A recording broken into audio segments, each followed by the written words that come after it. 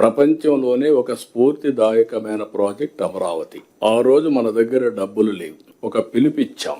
ఆ పిలుపు ఏంటంటే, రైతుల ముందుకు రమ్మని ఒక ఆలోచన వస్తే ల్యాండ్ పూలింగ్ లో ముందుకు రండి, మీకు నష్టం జరగదు, దీనివల్ల విన్ విన్ సిచ్యువేషన్ వస్తుంది, రాజధానికి మీరు ల్యాండ్ ఇచ్చినట్టు అవుతుంది, రాజధాని ఇక్కడ నిర్మాణం చేస్తాం, అదే సమయంలో ల్యాండ్ మానిటైజేషన్ తో మీకు ఇన్ఫ్రాస్ట్రక్చర్ క్రియేట్ చేయడమే కాకుండా రాజధాని నిర్మాణం చేస్తామని మనం హామీ ఇచ్చాం. దీనివల్ల వాల్యుయేషన్ పెరుగుతుందని చెప్పాం. ఆ ఒక్క మాట వాళ్ళు అర్థం చేసుకోగలిగారు. 29,000 మంది రైతులు 33,000 ఎకరాలు భూమి స్వచ్ఛందంగా ముందుకొచ్చి యాన్యుటీ, అదే సమయంలో ల్యాండ్ తిరిగి ఇవ్వడం, 1,000 డిఫరెంట్ జరీబ్కి ఒకటి, లేకుంటే ఇంకా మిగిలిన ల్యాండ్కి ఒకటి, అవన్నీ కూడా అగ్రి అయ్యి వాళ్ళకి ఆ infrastructure world class infrastructure develop చేస్తున్నాం.